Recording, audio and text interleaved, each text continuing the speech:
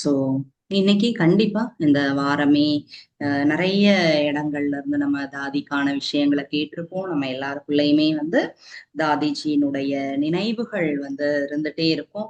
தென் நீங்களாம் லண்டன்ல இருக்கீங்க, ஸோ தட் இன்னும் கொஞ்சம் ரொம்பவுமே நெருக்கமா இருந்திருப்பீங்க. நிறைய தாதிஜியை பத்தி நீங்க கேட்கவும் செஞ்சிருப்பீங்க.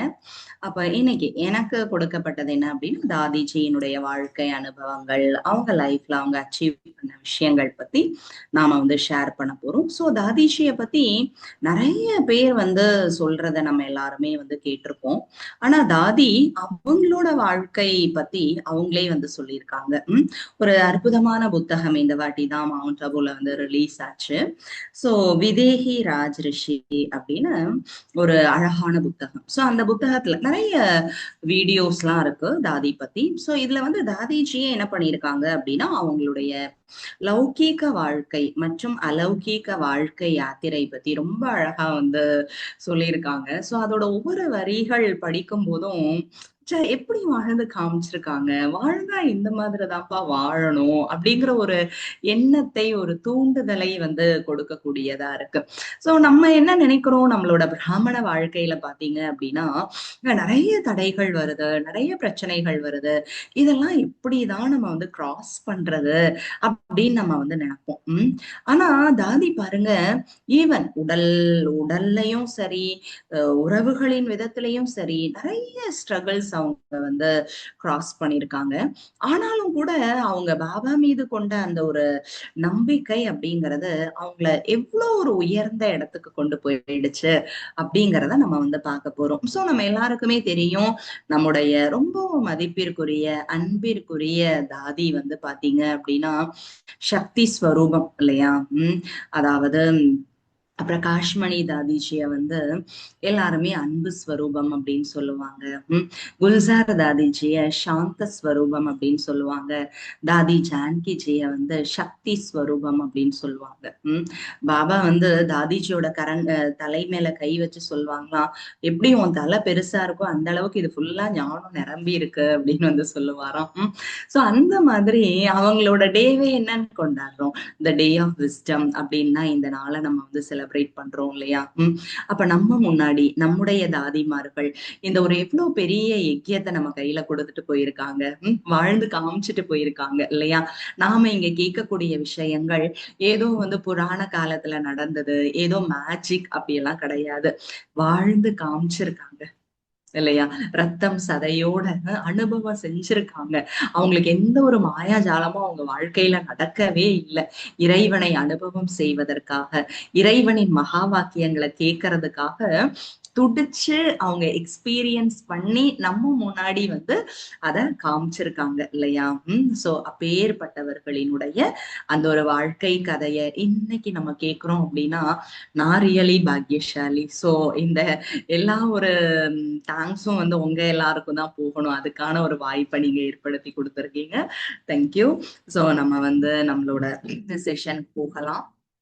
பாத்தீங்க அப்படின்னா தாதிஜி சொல்றாங்க, பூஜ்ய और பரம் தபஸ். அதாவது தாதிஜி சாரி நான் ஹிந்தில ஸ்டார்ட் பண்ணேன், தமிழ்ல சொல்றேன். தாதிஜி தன்னுடைய வாழ்க்கை கதையை பத்தி சொல்றாங்க. தாதி நம்ம எல்லாரும் ஸ்கூலுக்கு எத்தனை வயசுல போவோம், இப்பெல்லாம் பிறந்ததுமே அட்மிஷன் போட்டுடுறாங்க.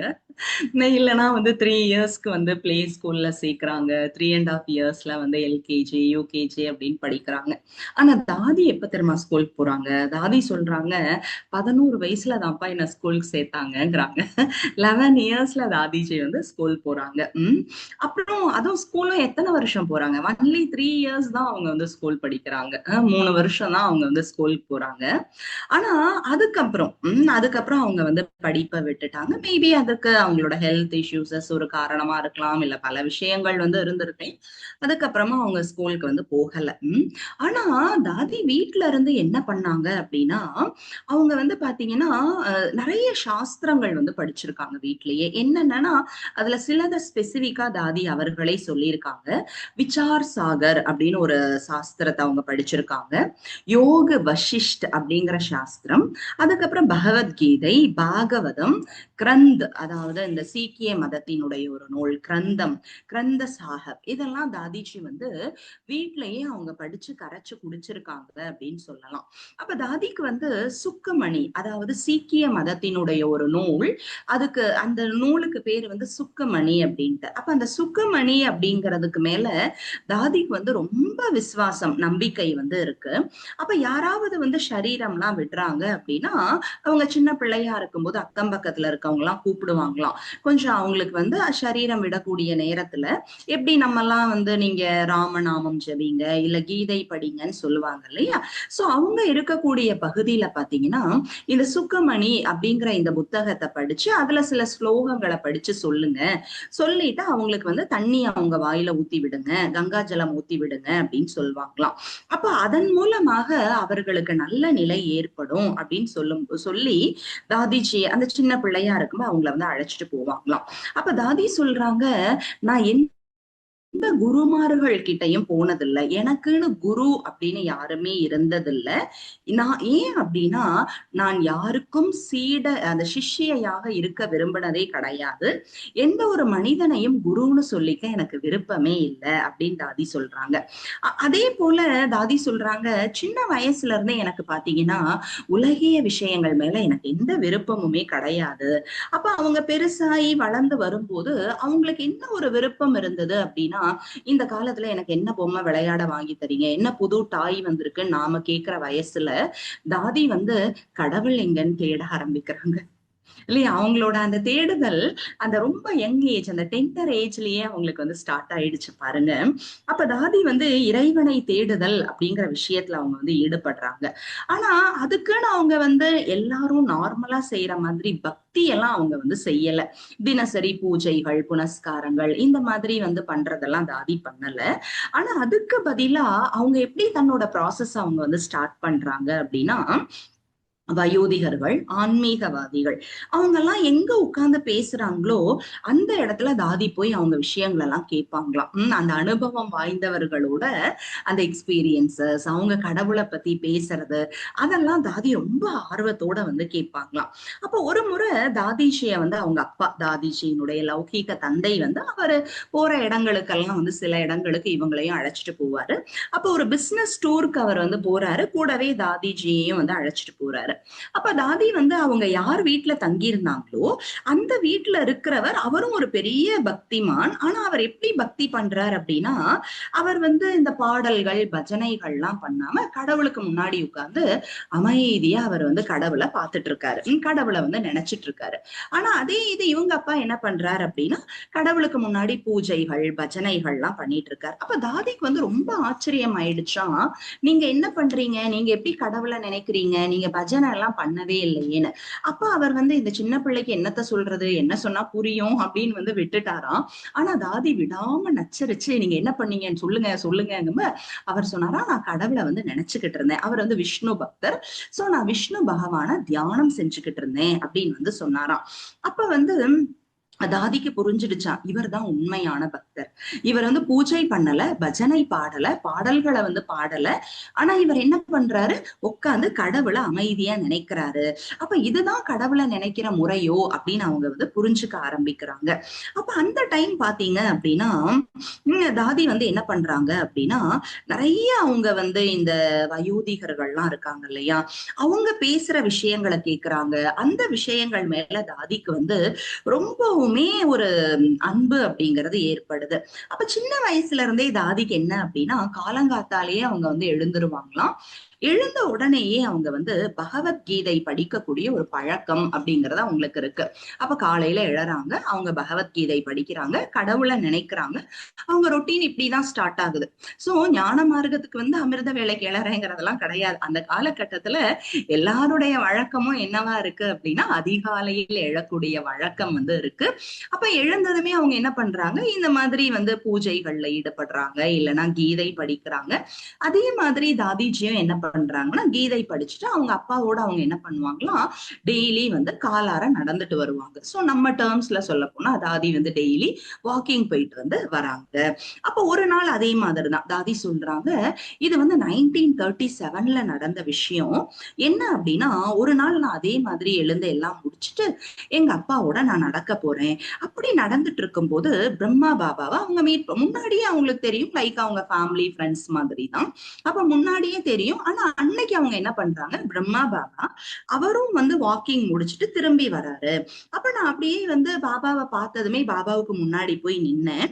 அப்ப பாபா என்ன பண்றாராம், ரொம்ப அன்போட தாதிய பார்த்து, அந்த சின்ன குழந்தைய பார்த்து, சின்ன பெண்ணை பார்த்து பாபா என்ன பண்றாங்க, அன்போட திருஷ்டி கொடுக்குறாராம். அப்ப எனக்கு வந்து பாபாவோட திருஷ்டி ரிசீவ் பண்ணதுமே நான் ரொம்ப லைட்டா ஃபீல் பண்ணேன். ரொம்ப மிக மிக லேசா.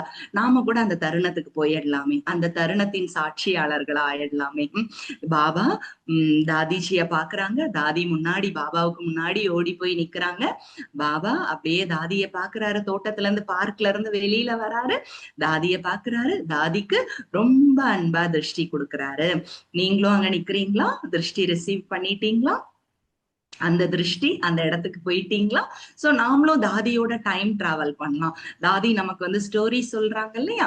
அப்ப இப்ப எல்லாருமே நம்ம எல்லாரும் 1937ல வந்து இருக்கோம். 2026 மார்ச் 27ல நம்ம எல்லாரும் எங்க இருக்கோம்? 1937 பிரம்மா பாபா முன்னாடி தாதி நின்னுட்டு இருக்கா மாதிரி நாமளும் நின்னுட்டு இருக்கோம். சோ பாபா நல்லா ஹைட்டா இருப்பார், தாதி குட்டியா இருப்பாங்க. பாபா அப்படியே அன்பா பாக்குறாரு. அதை உணர்ந்து பாருங்க. அப்ப பாத்தீங்கன்னா தாதி என்ன சொல்றாங்க, பாபாவோட அன்பான திருஷ்டி எனக்கு கிடைச்ச உடனேயே எனக்கு ரொம்ப லைட்டா ஃபீல் ஆச்சு, ரொம்ப ரொம்ப லேசா நான் இருந்தேன் அப்படின்னு தாதி சொல்றாங்க. அப்ப தாதி சொல்றாங்க, எனக்கு அந்த டைம் என்ன ஃபீல் ஆச்சுன்னா, இவருக்குள்ளதான் பகவான் இருக்காரு போல இருக்கு அப்படிங்கிற மாதிரி.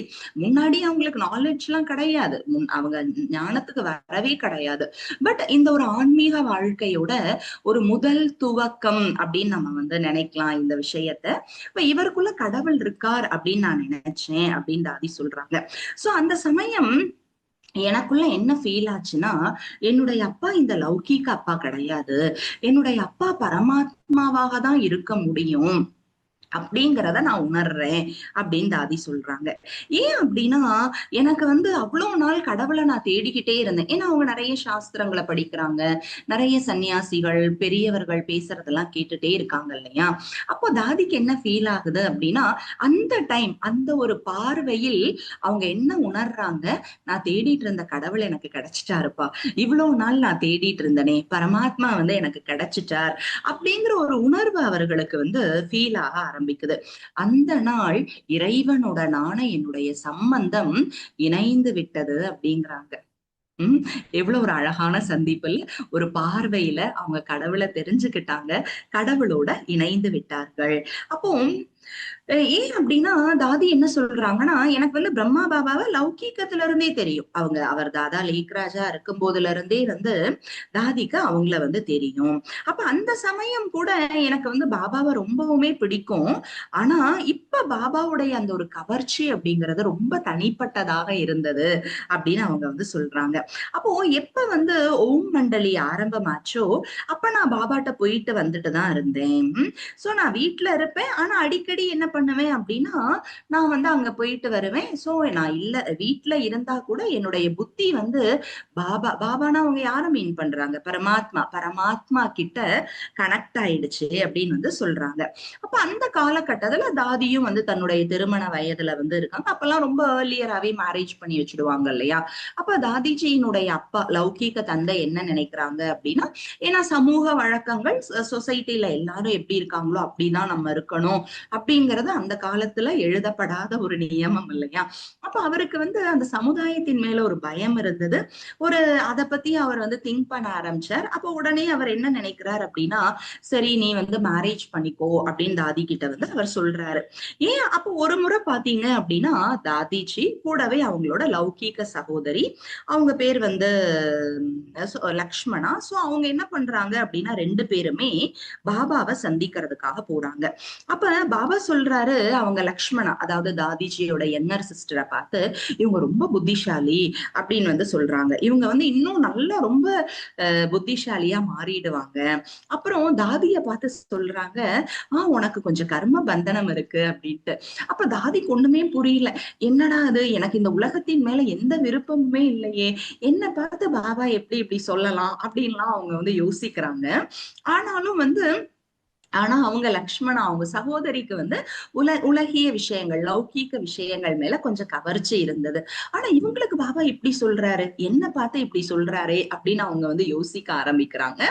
அப்போ வந்து தாதி நினைக்கிறாங்க, ஓகே இது கூட நாடகத்துல நிச்சயிக்கப்பட்டிருக்கு அப்படின்ட்டு. அப்போ ஒரு முறை அவங்க லௌகீக தந்தை என்ன பண்றாங்கன்னா, பாபா கிட்ட போய் கேக்குறாங்க, இந்த மாதிரி வந்து நான் இவங்களுக்கு ஜானகிக்கு வந்து திருமணம் செஞ்சு வைக்கிறேன் அப்படின்னு. அப்போ பாபாவும் சரி பலே கராவோ, சரிப்பா செஞ்சு வை அப்படின்னு வந்து சொல்றாரு. அந்த டைமாவது அவர் காப்பாத்தினாரா? வேண்டான்னு சொல்லியிருந்தா அவர் கம்மன் இருந்திருப்பாருல்ல. இல்ல, ஏன்னா அவரு எல்லாத்தையும் அறிந்தவர் இல்லையா. நம்ம வந்து சாதாரண பிசிக்கல் ஃபார்ம நம்ம பார்த்துட்டு இருப்போம், டிராமால என்ன இருக்குன்னு தெரியாது. அப்ப அந்த ஹோப்பும் போயிடுச்சு. ஏன்னா அவர் வந்து சமுதாயத்துல கொஞ்சம் பெரியவரா இருக்காரு இல்லையா லேக்ராஜ். அப்ப இவங்க அப்பா ஆலோசனை கேட்கிறார், நான் இந்த மாதிரி என் பெண்ணுக்கு திருமணம் செஞ்சு வைக்கணும்னு விரும்புறேன். அப்ப அவர் சொல்ல, தாராளமா நீ செஞ்சு வை அப்படின்ட்டு. அப்ப தாதி சொல்றாங்க, நாடகப்படி பாத்தீங்க அப்படின்னா தாதிஜி வந்து கிருப்பலானி ஃபேமிலியில எப்படி நம்ம ஒவ்வொருத்தருலயும் வந்து இந்த குலம் இந்த இதெல்லாம் இருக்கும் இல்லையா, அந்த மாதிரி தாதியின் திருமணம் வந்து கிருப்பலானி ஃபேமிலியில வந்து நடக்குது. அப்ப அந்த பரிவாரம் தாதி எங்க வந்து திருமணம் ஆகி போறாங்களோ அந்த பரிவாரம் எப்படி இருக்குன்னா, எல்லாமே எல்லா செல்வம் எந்த கஷ்டமும் கிடையவே கிடையாது. ஆனால் தாதி சொல்றாங்க, என்னுடைய கண்கள் எதிலும் மூழ்கவில்லை. எவ்வளவு பெரிய விஷயம் இல்ல. அந்த ஒரு குடும்பத்தினுடைய அந்த சொத்து சொகம் எதன் மேலையும், என்னுடைய அந்த ஆடம்பரத்தின் மீது என்னுடைய இத்தனைக்கும் அவங்க ஞானத்துல இல்ல. கொஞ்சம் கொஞ்சமா கேள்விப்பட்டிருக்காங்க, அவ்வளவுதான். அவங்க சொல்றாங்க, எதன் மீதும் எனக்கு என்னுடைய கண்கள் போகவே இல்லை. ஆனா தாதிக்குள்ள அந்த ஒரு வைராகியம் அப்பவே இருந்திருக்கு பாருங்களேன். கூடவே அவங்க வந்து என்ன நினைச்சிட்டே இருக்காங்கன்னா, நான் இந்த உலகத்தோட எந்த விஷயங்கள்லயும் மாட்டக்கூடாது, இந்த லௌகீக உறவுகளின் சம்பந்தத்தில் நான் மாட்டக்கூடாது அப்படிங்கிற கிளாரிட்டி அவங்களுக்கு வந்து இருந்திருக்கு. சோ எப்படி அந்த ஞானத்துக்கு வருவதற்கான வழி எப்படி எல்லாம் ஓப்பன் ஆகுது பாருங்களேன். அப்ப தாதி சொல்றாங்க, நான் வந்து திருமணமாயி கொஞ்ச நாளுக்கு அப்புறம் எங்க அப்பா வீட்டுக்கு நான் வந்து போறேன். கொஞ்ச நாள் நான் அங்க வந்து இருந்தேன். அப்படி இருக்கும்போது ஒரு நாள் என்னுடைய கணவர், அப்பெல்லாம் கணவர் தான் கொண்டு போய் விடணும், கணவர் தான் அழைச்சிட்டு வரணுங்கிற விதிமுறைகள்லாம் இருந்திருக்கு போல இருக்கு. அப்ப கணவர் வந்து இவங்களை அழைச்சிட்டு வர்றதுக்காக இவங்க அப்பா வீட்டுக்கு வராங்க. அப்ப இவங்க உடனே ஓடி போய் என்ன பண்றாங்க, சாமி முன்னாடி உட்கார்ந்து ஒரே கதறல், கடவுளே நாங்க அனுப்பாதீங்க, நாங்க போகவே விரும்பல அப்படின்னு அழுது புலம்பிக்கிட்டு இருக்காங்க. அழுது, நீ வந்து நான் பேசுறது கேட்கவே மாட்டேங்கிறியே, நான் உனக்காக இவ்வளவு கதறனே, நீ அந்த டைம் பாருங்க, தாதி வந்து அங்க முன்னாடி உட்கார்ந்து கதறது அவங்க மனக்கண்கள்ல பாருங்களேன். கடவுளே நான் சொல்றதை ஏன் நீ கேட்க மாட்டேங்கிற. அப்ப நான் அழற சப்தம் என்னோட கணவருக்கு வந்து கேட்டுடுச்சு அப்படின்னு தாதி சொல்றாங்க. கேட்டுட்டு அவர் என்ன, அவருக்கு ரொம்ப கோபம் வந்துருச்சான். வீட்டுக்கு கூட்டிட்டு வந்து ஒரே அடியோ அடியோ அன்னைக்கு நைட்டு, நீ வந்து இப்படி எல்லாம் பண்றியே அப்படின்னு வந்து அடிக்க ஆரம்பிச்சிடுறாரு. அப்ப வந்து அவங்க லௌகிக்கு அப்பாக்கு அந்த ஒரு எண்ணம் இருந்தது, என் பொண்ணுக்கு விருப்பமே இல்லாம நான் வந்து திருமணம் செஞ்சு வச்சுட்டேனே அப்படிங்கிற ஒரு எண்ணம் அவங்க அப்பாவுக்கு வந்து இருந்துட்டே இருக்கு. அதனாலதான் என் பொண்ணு துக்கத்துல இருக்கா, என் பொண்ணு சந்தோஷமாவே இல்லையே, ஏன் என் பொண்ணை நான் கம்பல் பண்ணி பண்ண வச்சேன் அப்படிங்கிற ஒரு தாட் அவருக்கு இருந்துட்டே இருக்கு. இந்த கவலையிலேயே அவரோட பிசினஸ்ல வந்து கொஞ்சம் பெரிய நஷ்டம் எல்லாம் ஏற்பட்டுடுச்சு. அப்ப அவருக்கு வந்து ரொம்ப வருத்தப்படுறாரு, என் வீட்டோட லக்ஷ்மி வந்து என்னை விட்டு போயிடுச்சு. எப்ப தாதி போயிட்டாங்களோ அவர் என்ன நினைக்கிறாரு, என் வீட்டோட லக்ஷ்மியே என்னை விட்டு போயிட்டு அப்படின்னு அவங்க வந்து நினைக்கிறாங்க. அப்போ இவர் வந்து பிசினஸ்ல நஷ்டம் அந்த பாருங்க, பாபா இப்படி எல்லாம் ஒரு ஆத்மாவை கனெக்ஷன்ல கொண்டு வராரு. எவ்வளவு அழகா இந்த இன்சிடென்ட்டை கேட்டு பாருங்க. அதாவது தாதி சொல்றாங்க, இந்த சமாச்சாரம் பிரம்மா பாபாவுக்கு வந்து தெரிஞ்சிடுச்சு. பிரம்மா பாபா பாத்தீங்க அப்படின்னா என்னோட ஃபுல் ஃபேமிலியையுமே அவர் என்ன பண்ணாருன்னா கராச்சிக்கு வந்து கூப்பிட்டுட்டாரு. இவங்க எல்லாம் சிந்து ஹைதராபாத்ல இருக்காங்க. கராச்சிக்கு, ஏன்னா அதெல்லாம் பக்கம் பக்கமா இருக்கக்கூடிய இடங்கள் இல்லையா. அப்ப கராச்சிக்கு வந்து கூப்பிடுறாங்க. அப்ப சொல்றாங்க, அதாவது பாபா வந்து நிறைய பங்களாஸ் அவர் வந்து வாங்கி வச்சிருந்தாராம். நிறைய, ஏன்னா பெரிய பணக்காரரா வருது. அதான் லேக்ராஜ் கிட்ட இல்லாத சொத்தே இல்லைன்னு சொல்லலாம். அவ்வளோ அவர் வந்து நிறைய பங்களாஸ் எல்லாம் வாங்கி வச்சிருந்தார். அப்ப அதுல வந்து பாத்தீங்கன்னா, ஒரு ஒரு பங்களால வந்து சாந்தாமணி தாதி அவங்களோட ஃபேமிலி இருக்காங்க. இன்னொரு பங்களால சந்திரமணி தாதி அவங்களோட ஃபேமிலி வந்து இருக்காங்க. அதே மாதிரி தாதி ஜானகிஜியோட அப்பாவுக்கு லாஸ் ஆயிடுச்சு அப்படிங்கிற செய்தியை கேட்ட உடனேயே, அச்சச்சோ அப்படியான்னு இல்லாம பாபா உடனடியாக அந்த ஒரு காரியத்துல இறங்கி இருக்காரு பாருங்க. ஃபுல் ஃபேமிலியுமே கூப்பிட்டு, உலகின் மகாராஜா இல்ல, மிகப்பெரிய வள்ளல் இல்லையா? அப்ப அவருக்குள்ள அந்த ஒரு குணம் எவ்வளவு இயல்பா இருந்திருக்கு. எல்லாரையுமே கூப்பிட்டு அவர் என்ன பண்றாரு அப்படின்னா, ஒரு பில்டிங்ல ஒரு வீடை கொடுத்து, இங்க இருந்துக்கங்கப்பா நீங்க அப்படின்னு ஒரு பங்களாவை கொடுத்து இருக்க வைக்கிறாங்க.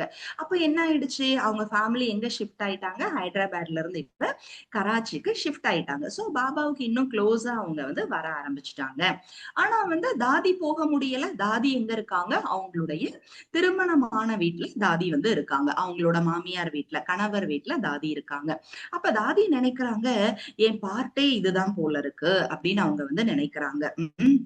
ஆனா தாதிக்கு எதன் மேலயும் மனசு ஒட்டவே மாட்டேங்குதாம். பாபாவோட மகா வாக்கியம் கேட்கறதுக்காக அவங்க துடிச்சுட்டே இருந்தாங்களாம். எப்படியாவது ஏதோ ஒரு இவங்களால வீட்டை விட்டு சென்டருக்கு போகிறதுக்கான எந்த சூழலுமே கிடையாது. அப்ப தாதிக்கு எப்படி முரளி கிடைக்குதுன்னா, தாதி ரொம்ப அழகா சொல்றாங்க, தாதியோட வீட்டுக்கு பின்னாடி மன்மோகினி தீதியோட வீடு வந்து இருந்துச்சாம். அப்போ நமக்கெல்லாம் பாருங்க, 31 டேஸோட முரளி, அதாவது பின்னாடி வரக்கூடிய ஏப்ரல் மந்தோட முரளி இப்ப வந்து பிரிண்ட் ஆகி எல்லார் கையிலயும் வந்துடுச்சு. அந்த அளவுக்கு நமக்கு வந்து ஃபெசிலிட்டிஸ் இருக்கு. தாதியால வெளியில போக முடியல, யாருமே வீட்டுக்குள்ள வந்துட முடியாது. தாதி எப்படி முரளி கேட்டிருக்காங்க, முரளி மேல அவங்களுக்கு எவ்வளவு அன்பு இருந்திருக்கு பாருங்க. தாதி சொல்றாங்க, தீதி என்ன பண்ணுவாங்களாம், இந்த அந்த கால வீடுகள்ல எல்லாம் இந்த மழை தண்ணி போறதுக்கெல்லாம் நிறைய குழாய்கள் வந்து வச்சிருப்பாங்க. சோ அந்த குழாய் வழியில அவங்க என்ன பண்ணுவாங்களாம், நூல் கட்டி அந்த முரளியோட பேப்பர்ஸ வந்து போடுவாங்களாம். தாதி அதை எடுத்துக்கிட்டு பாத்ரூம்குள்ள போய் உட்கார்ந்து முரளி படிப்பாங்களாம். அந்த அளவுக்கு தாகம் நம்ம யாருக்காவது இருக்கா இல்ல? அது அந்த டைம், ஏன்னா ஒன்னையுமே பண்ணிட முடியாது. அடி உததான். எவ்வளவு பட்டணத்துல இருந்து நம்மள யாராவது நீ முரளி கேட்காதன்னு அடிக்கிறாங்களா? முரளி கேளு கேளுன்னு தானே சொல்றாங்க.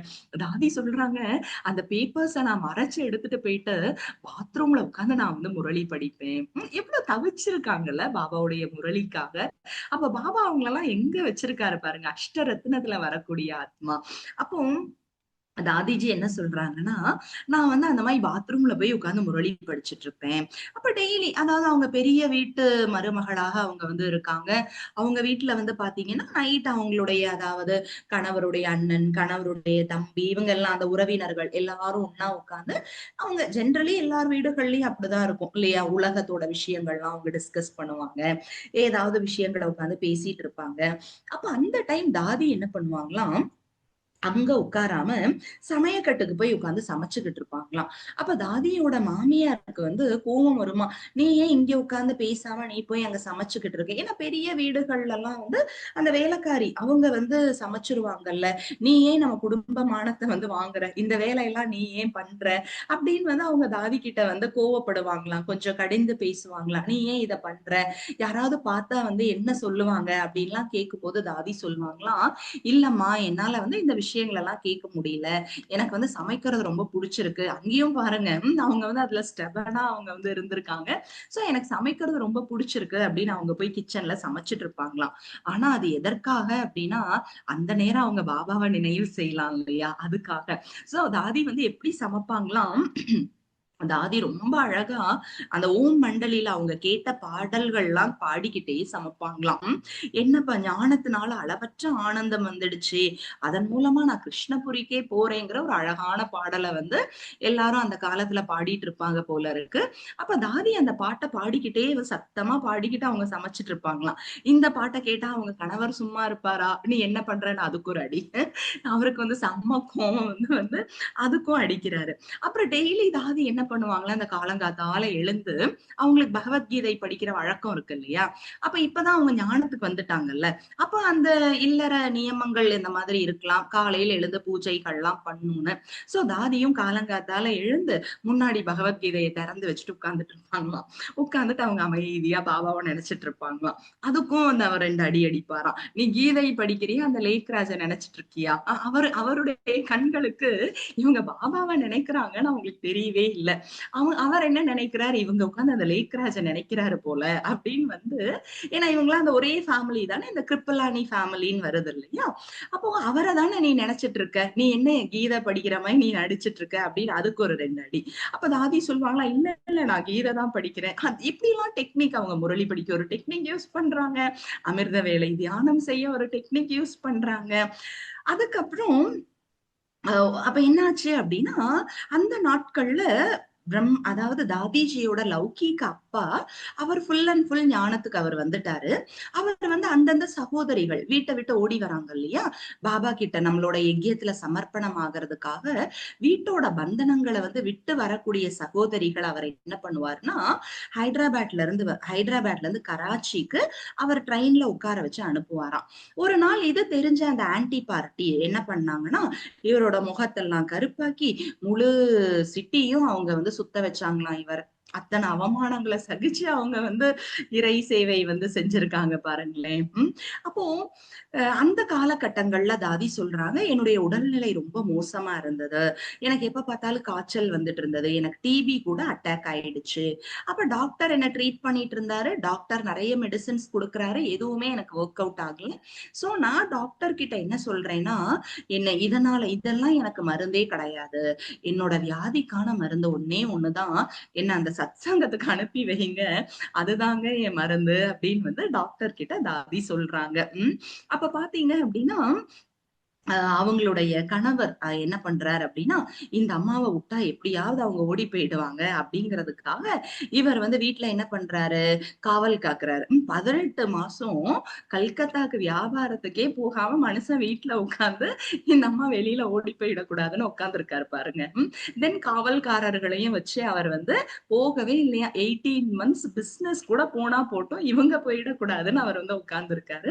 அப்ப பாத்தீங்க அப்படி அவர் நினைக்கிறாரு, நான் போயிட்டா பின்னாடி வழியில இவங்க சத்சங்கத்துக்கு போனா என்ன பண்றது அப்படின்னு. ஆனா நான் என்ன பண்ணேன், அவர் என்ன வேணா காவல் காத்துக்கிட்டோம். இவங்க இங்க முரளி படிக்கிறது என்ன, பாபாவை நினைக்கிறது என்ன, எப்படியாவது அந்த பைப் வழியில முரளி வந்துடுது பாருங்களேன். அப்ப முரளி படிச்சுட்டு பாபாவை நினைச்சிட்டு இவங்க பாட்டுக்கு ஜாலியா வந்து இருக்காங்க. ஒரு நாள் வந்து லக்ஷ்மணா, அதாவது தாதிஜியோட யங்கர் சிஸ்டர் சகோதரிய வந்து பாபா இவங்க கிட்ட அனுப்புறாரு. அப்ப எப்படி பாபா வந்து ஞானத்தோட அடுத்த ஸ்டெப்காக வந்து ஹெல்ப் பண்றார். என்ன அப்படின்னா, வீட்ல முன்னாடி வழியில வர முடியாது. ஏன்னா அங்க அவங்க கணவர் உட்கார்ந்து இருக்காரு. மீட் பண்ண கூடாது.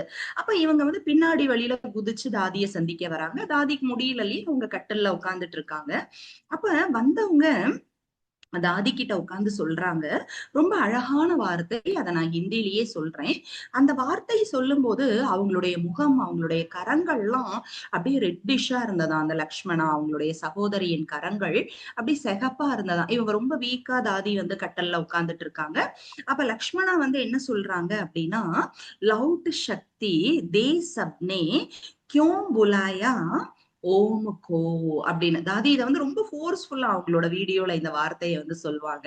"கியூ புலாயா ஓம் கோ" அப்படின்ட்டு. அப்ப சக்தியே நீ திரும்பி வா. நீ ஏன் வந்து ஓம கூப்பிட்ட? அத இறைவன நீ தான கூப்பிட்ட. நீ இப்ப வந்து உன்னோட அந்த சக்தியே நீ திரும்பி வா அப்படின்னு அந்த வார்த்தைய அவங்க சொல்றாங்க. 4 முறை இந்த வார்த்தைய அவங்க வந்து சொல்றாங்களாம். இதே இந்த ஒரு சென்டென்ஸ அவங்க திரும்ப திரும்ப என்ன பண்றாங்க, 4 டைம்ஸ் வந்து சொல்றாங்க. அப்ப தாதி அவங்கள பார்த்துட்டே இருக்காங்க. பார்க்கும்போது அந்த லக்ஷ்மணாவோட அந்த முகம், கைகள்லாம் அவ்ளோ சிகப்பா வந்து இருந்தது. ரெட்டிஷ்ஷா இருக்கு. தாதி பார்க்குறாங்க, "என் முகம் இப்படி வெளுத்து போனாம இருக்கே, வெளிரி போனாம இருக்கே. இந்த பொண்ணு இவ்ளோ சக்திசாலியா இருக்கு. எக்கியத்துக்கு போய் இது எவ்ளோ பவர்ஃபுல்லா இருக்கு. நான் இப்படி இருக்கனே" அப்படின்னு அவங்க வந்து நினைக்கிறாங்க. அப்போ அந்த டைம் தாதி இப்படி நினைக்கும்போது அவங்க லக்ஷ்மணா என்ன பண்றாங்க அப்படின்னா, தாதிய பார்க்குறாங்க. தாதியின் கண்களை பார்க்குறாங்க. கண்கள பார்த்து திருஷ்டி குடுக்குறாங்க. அப்ப தாதிக்கு என்ன என்ன ஃபீல் ஆகுதுன்னா, அவங்களோட சக்தி அப்படியே இவங்களுக்குள்ள டிரான்ஸ்ஃபர் ஆகுற மாதிரி ஃபீல் ஆகுறாங்க. கொஞ்சம் சக்திசாலியா அவங்க தன்னை வந்து உணர ஆரம்பிக்கிறாங்க. வந்தவங்க கிளம்பிட்டாங்க. சோ இவங்க வந்திருக்காங்கங்கிறத தெரிஞ்ச கணவர் என்ன பண்றாருன்னா, ரொம்ப கோவமா அவர் வந்து வராரு. "உன்னோட சிஸ்டர் இங்க வந்தாளா? உன்ன பார்க்க வந்தாளான்னா?" அவங்க "ஆமா, ஆமா வந்தாங்க. அவங்க வந்து பார்த்துட்டு போயிட்டாங்க" அப்படின்னதும், சரி வேற எதுவும் நடக்கல போல இருக்குன்னு அவர் என்ன இங்க வந்து பாபா என்ன பண்ணியிருக்காரு, ரகசியமா தன்னுடைய தூதுவனை அனுப்பி தாதிக்குள்ள சக்திய நிரப்பியிருக்காரு. அவர் என்ன நினைக்கிறாரு, ஆமா அந்த தங்கச்சி தானே வந்து பார்த்துட்டு போனா போட்டுமே அப்படின்னு சொல்லி அவர் வந்து கிளம்பிடுறாரு. பாபா எப்படி வேலை பார்க்கிறாரு, பந்தனங்கள் எப்படி வேலை பார்க்குதுன்னு பாருங்க. அப்ப வந்து அவரு அமைதியாயி போயிட்டாராம். அப்ப இவங்க பந்தனத்துல இருக்கக்கூடிய காரணத்தினால, எப்ப பார்த்தாலும் இவங்களுக்கு வந்து உடம்பு சரியில்லாம ஆயிட்டே இருக்காம். அப்ப டாக்டர் என்ன சொன்னாராம், மெடிசின்லாம் இவங்களுக்கு வந்து வேலைக்கு ஆவாது. நீங்க இவங்கள சந்தோஷமா வச்சுக்கோங்க அப்படின்னு டாக்டர் சொல்லிட்டு போறாரு. அப்ப அவர் வந்து கேட்கிறாரு, சோ அவங்க கணவரும் வந்து தன்னுடைய மனைவிய பாத்துக்கிற கடமை இருக்கு இல்லையா? சோ அவர் கேட்கிறாரு, உனக்கு என்னதான் வேணும்? நீ என்ன பண்ணா சந்தோஷமா இருப்ப? காசு இருக்கு, பணம் இருக்கு, வேலைக்காரங்க இருக்காங்க, எல்லாமே இருக்கு. ஆனாலும் உனக்கு என்ன கிடைச்சா நீ சந்தோஷமா இருப்ப? அப்படின்னு வந்து கேட்கிறார். அப்ப இவர் வந்து தாதிஜி ஆன்சர் பண்றாங்களா, இதான்ப்பா சான்ஸ். அப்படின்னு தாதி என்ன ஆன்சர் பண்றாங்க, பாருப்பா எனக்கு என்ன தேவையோ அது இங்க இல்ல. இந்த வீட்ல எனக்கு தேவையானது கிடைக்காது. அப்ப அவர் கேட்கிறாராம், ஓப்பனாவும் சொல்ல முடியாது. யார் அடி வாங்குவா உடம்பு சரியில்லாத டைமு. சோ ஓப்பனாவும் சொல்ல முடியல. அப்ப வந்து பந்தனம் அந்த காலகட்டங்கள் அப்படி இல்லையா? அப்ப வந்து சரி என்னதான் வேணும்? சரி நீ வந்து உங்க அப்பா, அம்மா வீட்டுக்கு போயிட்டு வரியா? கராச்சிக்கு போலாமா? அப்படின்னு கேட்கிறாரு. இதுக்கு தானப்பா நான் எதிர்பார்த்தேன். அப்படின்னு தாதி என்ன பண்றாங்க, நல்லா தலையாட்டுறாங்க. நான் கிளம்புறேன். வாங்க போலாம் அப்படின்னு 2 பேரும் என்ன பண்றாங்க, கிளம்பி வந்து அவங்க போறாங்க. போம்போதே இவர் என்ன கண்டிஷன் போடுறாரு, "நீ கராச்சிக்கு போறதெல்லாம் சரி. ஆனா அந்த தாதா லேக்ராஜ் வீட்டுக்கு மட்டும் நீ போயிடக்கூடாது." அப்படின்னு சொல்லியே இங்க இருந்து கூட்டிட்டு போறாரு. அப்ப அங்க போனதும் அவங்க லௌகீக அப்பா, அவரோட ட்ரிக்ஸ் எப்படி பாருங்க. அவர் வந்து தன்னோட மருமகன் கிட்ட சொல்றாரு, "பாருப்பா, இந்த இவங்க ஜானகி வந்து கல்யாணத்துக்கு முன்னாடி எல்லாம் ரொம்ப சந்தோஷமா இருந்தாங்க. ரொம்ப நல்லா இருந்தாங்க. ஆனா இப்பதான் அவங்க சந்தோஷமாவே இல்லாம இருக்காங்க. உடம்பு சரியில்லாம போயிட்டே இருக்கு. உன்னோட பொறுப்பு நீ அவங்கள வந்து சந்தோஷமா வச்சுக்கணும். சோ ஒரு 4 இடத்துக்கு கூட்டிட்டு போய் சந்தோஷமா வச்சுக்கோன்னு சொல்லும்போது, தாதிக்கு வெளியில அவரோட எங்க போறதுக்குமே விருப்பம் இல்ல. அப்ப அவங்க அப்பா என்ன சரி வா நம்ம 2 பேராவது போயிட்டு வரலான்னு தன்னோட மருமகன கூட்டிட்டு இவர் வந்து அங்கேயும் இங்கேயும் போறார். அந்த கேப் கிடைக்கும்போது தாதி என்ன பண்றாங்க, வீட்ல சும்மா இருப்பாங்களா? இதுதான் சான்ஸ்ன்னு பிரம்மா பாபாவ மீட் பண்ண போறாங்க. சோ அவங்க வந்து எப்படி பாருங்க, எப்படியெல்லாம் ட்ரிக்ஸ் யூஸ் பண்றாங்க. பிரம்மா பாபாவ போய் சந்திக்கிறாங்க. அங்க வந்து முரளி கேக்குறாங்க. அங்க இருக்கக்கூடிய சகோதரிகள் ரொம்ப அன்பா தாதிக்கு வந்து ஞானத்தின் கருத்துக்களை தாதி சொல்றாங்க. எப்படி வந்து ஒரு குளவி அந்த பூச்சிக்கு சொல்லுதோ, அந்த மாதிரி ஞான கருத்துகளால என்ன நிரப்பிட்டே இருந்தாங்க. நான் அங்க இருக்கக்கூடிய நாட்கள்ல பாபா என்ன ரொம்பவும் நேசிச்சாரு. ரொம்ப அன்பு செஞ்சாரு. அந்த மகிழ்ச்சியின் காரணத்தினால என்னோட உடம்பும் வந்து கொஞ்சம் குணமாக ஆரம்பிச்சிடுச்சு. ஆனா என் கணவர் என்ன நினைச்சார் அப்படின்னா, நான் வந்து அப்பா அம்மாவ பார்த்தனாலதான் நான் வந்து குணம் அடைஞ்சுட்டேன் அப்படின்னு நினைக்கிறாரு. அப்ப தாதி அப்ப வந்து அவருக்கு நம்பிக்கை ஏற்பட்டுடுச்சு. ஓகே இனிமே இவங்க வந்து ஓம் மண்டலிக்கு போக மாட்டாங்க அப்படின்னு அவர் வந்து நினைச்சிட்டாராம். நினைச்சு அவங்க அங்க இருந்து என்ன பண்றாங்க, ஹைதராபாத்க்கு திரும்ப வராங்க. வரும்ப தாதி என்ன டிசைட் பண்றாங்க அப்படின்னா, பந்தனத்தில் இருந்து விடுபடுவதற்கான அற்புதமான ஒரு சீக்ரெட் தாதி சொல்றாங்க. இவ்வளவு நாள் வரை என் கணவர் சம்பாரிச்சு கொடுத்ததை தான் நான் சாப்பிட்டுட்டு இருந்தேன். ஆனா அப்ப நான் டிசைட் பண்ணேன், எனக்கு ஸ்டிச்சிங் தெரியும், அந்த தையல் வேலை தாதிக்கு தெரியும். சோ தாதி என்ன பண்றாங்கன்னா, இனிமே நான் தைச்சு அதுல வர காசுல தான் நான் என்ன பண்ணுவேன், என் வயித்தை நான் நிரப்பிப்பேன். என் கணவரோட சம்பாத்தியத்துல சாப்பிட மாட்டேன். அத்தனையும் இருந்து தாதியோட எண்ணம் பாருங்க. சோ தாதி அப்பையில இருந்து துணி தைக்க ஆரம்பிக்கிறாங்க. அந்த காசுல அவங்க வந்து சாப்பிடுறாங்க. ஆனா பாருங்க, அந்த துணியெல்லாம் தைக்கும்போது என்னன்னா, மிஷின்ல ரொம்ப நேரம் உட்கார்றதுனால அவங்களுடைய விரல்கள்ல எல்லாம் கொஞ்சம் வீக்கம் வர ஆரம்பிக்குது. நீர் கோத்துக்குது. ஏன்னா ஜென்ரலி அவங்களுக்கு கொஞ்சம் உடம்பு சரியில்லாம இருக்காங்க இல்லையா? அப்ப வந்து பாத்தீங்கன்னா, அவங்க சொல்றாங்க, "நான் வந்து போய் டாக்டர பாத்துட்டு வரேன். ஹாஸ்பிட்டலுக்கு போயிட்டு வரேன்னு" கணவர் கிட்ட கேட்கிறார். சரிம்மா போயிட்டு வான்னு அனுப்புனா, இந்த ஹாஸ்பிட்டலுக்கு போயிட்டு வரவங்க இவங்க என்ன பண்றாங்க பண்றாங்க, இஷு தாதியோட அம்மா அதாவது கலாபகன் அவங்கள சந்திக்க போறாங்க. அவங்க வீட்டுல யார் இருக்காங்க அப்படின்னா கமல் சுந்தரி தாதியும் பூரி தாதியும் இருக்காங்க. இவங்க 3 பேர் அங்க இருக்காங்க. அப்போ அவங்க எல்லாமே ஒரே தெருவுல இருக்கக்கூடியவங்க இல்லையா? அப்ப அவங்க 3 பேரும் ஒண்ணா சேர்ந்து ரொம்ப அழகான பாட்ட வந்து பாபா இந்த ஓம் மண்டலில சொல்லிக் கொடுக்கக்கூடிய பாடல்கள் எல்லாம் பாடிட்டு இருக்காங்க. அப்ப தாதியும் அவங்க பாடுறத உட்கார்ந்து கேட்டுட்டே இருக்காங்க. மெய்மறந்து கேட்கிறாங்க. அந்த பாட்டோட அர்த்தம் எனக்கு தெரியல. அதனால என்னால அது சிந்தி வேர்ட்ல இருக்கு. ஹிந்தில இருந்தா கண்டிப்பா நான் அத டிரான்ஸ்லேட் பண்ணியிருப்பேன். இட்ஸ் லைக் மண்டலி மாதா, கோது பியாரி, அம்ருத் பியாரின்னு ஒரு அற்புதமான பாடல். அவங்க அதை இசையமைத்து மெட்டுக்கட்டி அவங்க எல்லாரும் பாடுறாங்க. அப்ப தாதியும் அந்த பாடல உட்கார்ந்து அவங்க வந்து கேட்கிறாங்க. அப்ப தாதி பாக்குறாங்க, அவங்க எல்லாரும் எவ்வளவு சந்தோஷமா இருக்காங்க. நான் மட்டும் ஏன் கடவுளே இப்படி வந்து துக்கத்திலயும் வலியிலயும் வந்து துடிச்சுக்கிட்டு இருக்கேன் அப்படின்னு தாதி வந்து அவங்கக்குள்ள ஃபீல் பண்றாங்க. அப்போ அவங்க 3 பேரையும் பார்க்கும்போது தாதிக்கு அவ்வளவு சந்தோஷமா இருக்கு. அப்ப அவங்க 3 பேரும் என்ன நினைக்கிறாங்கன்னா, எப்படியாவது தாதிய இந்த பந்தனங்கள்ல இருந்து விடுவிச்சிடணும். இவங்க பந்தனங்கள்ல இருந்து வெளியில எப்படி இவங்கள கொண்டு வர வைக்கிறதுன்னு அவங்க யோசிக்கிறாங்க. அப்ப தாதி கிட்ட சொல்றாங்க, நீ எப்படியாவது உன்னோட லௌகீக பந்தனத்துல இருந்து விடுபட்டுடு அப்படின்ட்டு. அப்ப தாதியும் அவங்க பிளான் பண்ண ஆரம்பிக்கிறாங்க. எப்படியாவது நான் வந்து என்னோட லௌகீக பந்தனத்துல நான் விடுபட்டு தான் ஆகணும். இதுல இருந்து வெளியில வந்துதான் ஆகணும்னு தாதிக்குள்ள பிளான் நடக்க ஆரம்பிக்குது. அப்ப பாத்தீங்கன்னா இது அவங்க கணவருக்கும் தெரிய ஆரம்பிச்சிருச்சு. நீ ஏதோ பிளான் பண்றன்னு அதுக்கும் அடி. அப்புறம் அவர் என்ன பண்ணாரு, அந்த கலாபகன் வீட்டுக்கு போறனாலதானே நீ இப்படி எல்லாம் பண்ற, அங்கேயும் இனிமே நீ போக கூடாது, ஸ்டாப், அவ்வளவுதான், தடை ஏற்பட்டுருச்சு. அப்ப ஒரு நாள் பாத்தீங்கன்னா கொஞ்ச நாள் கழிச்சு அவங்க அப்பா வந்து கராச்சியில இருந்து ஹைதராபாத்ல இவங்கள பாக்குறதுக்காக வராரு. அப்ப பாக்க வரும்போது இவங்க வந்து தன்னுடைய கணவர்கிட்ட கேக்குறாங்க, நான் வந்து எங்க அப்பா அம்மாவை பாத்துட்டு வரேன். சரி போய் பாத்துட்டு வா. அப்ப வந்து இவங்க என்ன நினைக்கிறாங்க அப்படின்னா, அன்னைக்கு நைட் எப்படியாவது நான் போய் பாபாவை சந்திச்சுட்டு வந்துடணும் அப்படின்னு பிளான். ஏன்னா ஆல்ரெடி இவங்களுக்குள்ள பிளான் ஓடிட்டு இருக்குல்ல, இந்த பந்தனங்கள்ல இருந்து விடுபடுறதுக்கான பிளான். அப்படி பிளான் பண்றாங்க. அப்ப அன்னைக்கு நைட்டு வந்து 11 மணிக்கு அவங்க என்ன பண்றாங்க, அவங்க அப்பா கிட்ட சொல்லி வச்சுட்டாங்க. சோ அவங்க அப்பா வந்து குதிரை வண்டியில இந்த முக்காடெல்லாம் இப்படி தலையில போட்டுட்டு யாருக்கும், ஏன்னா அதே ரோட்ல தான் அவங்க கணவர் வீடும் இருக்கு. எங்க அசைஞ்சாலும் தெரிஞ்சிரும் இல்லையா? முக்காடு போட்டு அவங்க பாபாவை சந்திக்க போறாங்க. அப்போ அங்க போகும்போது அவங்களுக்கு என்ன காட்சி கிடைக்குதுன்னா, பாபாவை சுத்தி எல்லாருமே அப்படியே ஒயிட் ட்ரெஸ் போட்டு இருக்காங்க. எல்லாம் ஃபரிஷ்தாக்களோட உலகத்துல இருக்காங்க. ஒரு ரம்யமான காட்சியை அவங்க வந்து அப்படியே பாக்குறாங்க. அப்ப நான் யோசிக்கிறேன், பாருங்களேன், நான் ஸ்வர்க்கத்தோட ஃபரிஷ்தாக்கள் வாழக்கூடிய இடத்துல வந்து இருக்கேன் அப்படின்னு அவங்க அதை பாக்குறாங்க. அப்ப பாபா அவங்கள அவங்களுக்கு அழுகாட்சியா வருது. நான் இப்படி கலர் கலரா ட்ரெஸ் போட்டிருக்கேன். இவங்க எல்லாம் ஒயிட் ஏஞ்சல்ஸ் மாதிரி இருக்காங்க. எவ்வளவு அழகா இருக்காங்க. அப்ப பாபா வந்து அவங்கள அவ்வளோ அன்பு செய்யறாங்க, தடவி கிடுக்குறாங்க. அவங்களுக்கு வந்து உருண்டை ஊட்டி விடுறாரு பாபா. எவ்வளவு அன்பு பண்றாருல ஒரு குழந்தைய வந்து கூட்டிட்டு வர்றதுக்காக. அப்ப தாதி அப்புறமா திரும்ப வீட்டுக்கு வந்துட்டாங்க. சோ அந்த காட்சிகள் அவங்க மனசுல இருந்துட்டே இருந்தது. அவங்களுடைய கண்களுக்கு முன்னாடி இந்த காட்சி வந்துட்டே இருந்தது. அப்ப அவங்க நினைக்கிறாங்க, நான் நரகத்துலதான் வாழ்ந்துட்டு இருக்கேன் அப்படின்னு நினைக்கிறாங்க. அப்ப கொஞ்ச நாளுக்கு அப்புறம் பாத்தீங்கன்னா அவங்க லௌகீக அப்பா அவங்களோட வீட்டுக்கு வராங்க.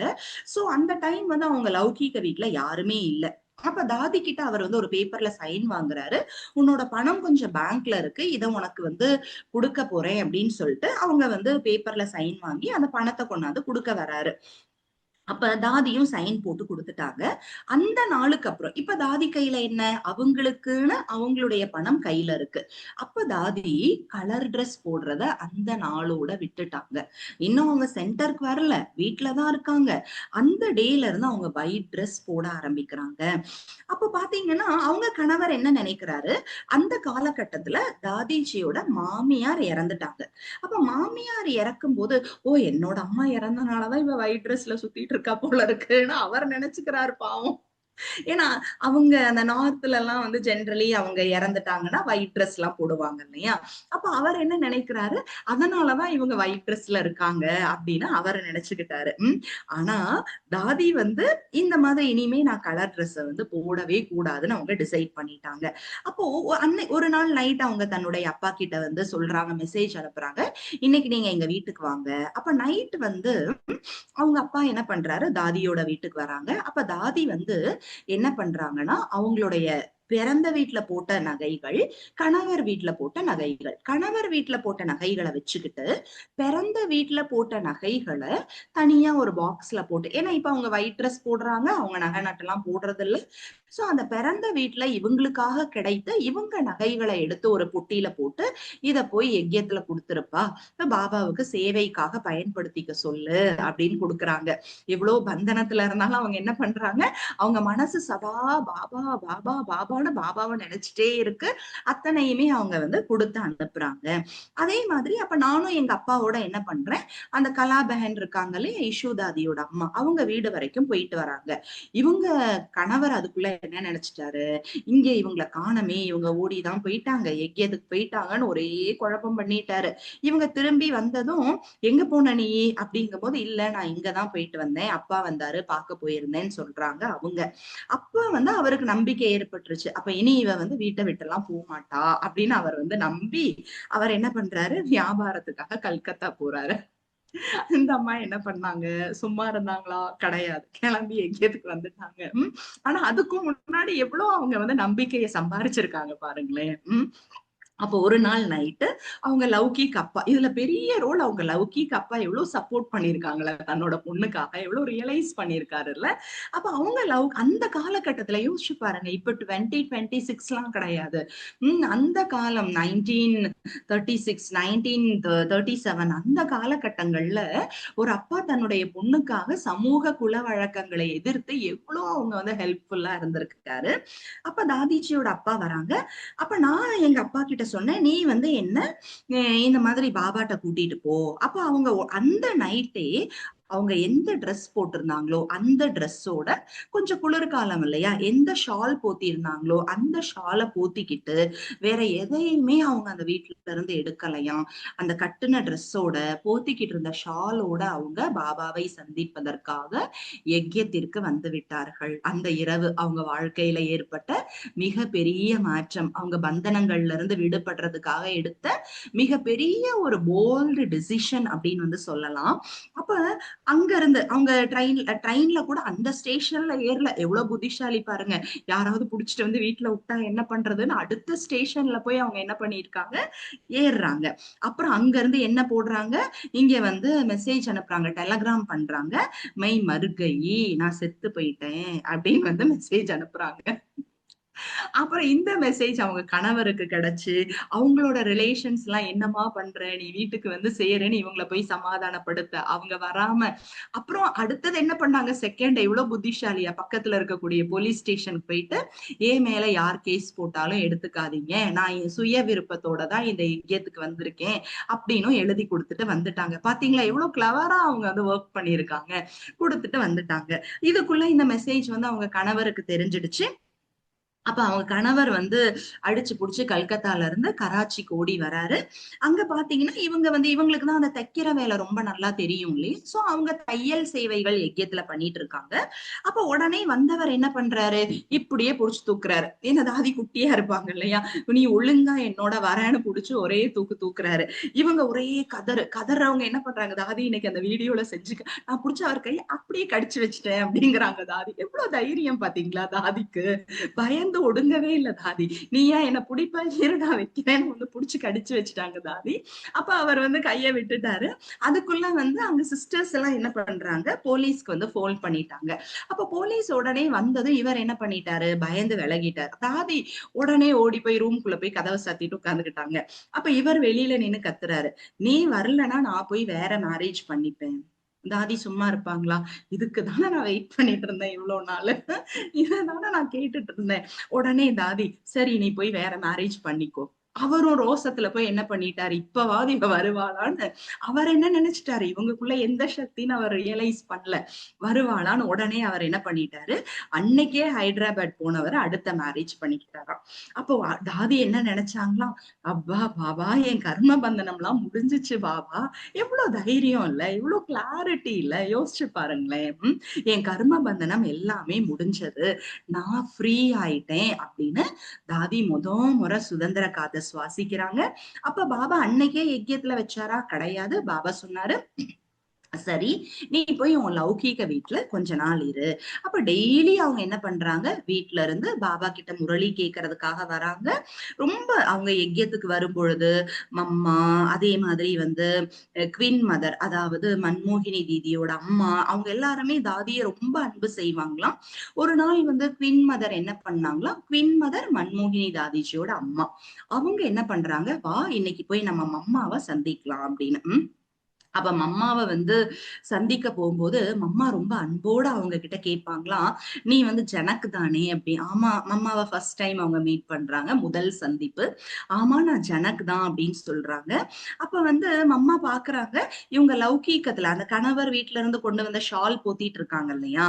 அப்போ மம்மா சொல்றாங்க, இந்த ஷால் உனக்கு லௌகீகத்தோட நினைவை கொடுத்துட்டே இருக்கும். எவ்வளவு சூக்ஷ்மமா, எவ்வளவு சட்டிலான விஷயம் பாருங்களேன். நம்ம எவ்வளவு விஷயத்த டேக் இட் கிராண்டட் அப்படின்னு எடுத்துடுறோம். ஆனா அம்மா அவ்வளவு சட்டிலா அண்டர்ஸ்டாண்ட் பண்ண வைக்கிறாங்க. இந்த ஷால் நீ போத்தி இருக்கிறது உனக்கு லௌகீகத்தின் நினைவை கொடுக்கும், இத நீ எடுத்துரு. சோ அந்த நினைவு, இந்த ஷால்ல என்ன போச்சு, ஒரு பீஸ் ஆஃப் கிளாத்னோ, அது எந்த நினைவை எனக்குள் ஏற்படுத்தும். அப்ப வந்து உடனே தாதி என்ன பண்றாங்க, அந்த ஷாலை வந்து எடுத்துடுறாங்க.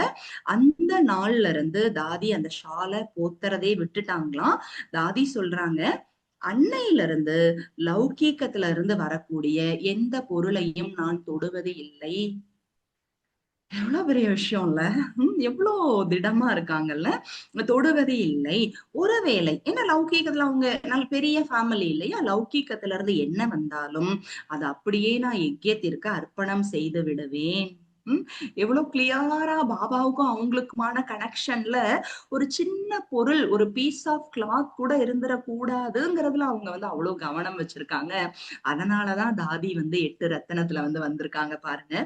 ஒரு நாள் பாத்தீங்க அப்படின்னா, ஒரு கிக்னி அப்படிங்கிற தாதி, கிக்னி தாதி அப்படிங்கிறவங்க, அவங்க பேர் வந்து கிக்னி. சோ அவங்க என்ன பண்றாங்கன்னா, ஒரு பீஸ் ஆஃப் பேப்பர் கொடுக்குறாங்க. அதுல என்ன எழுதி இருந்ததுன்னா, நான் ஞான அமிர்தத்தை குடிப்பேன், பிறருக்கும் ஞான அமிர்தத்தை கொடுப்பேன் அப்படின்னு வந்து ஒரு எழுதி இருக்கு.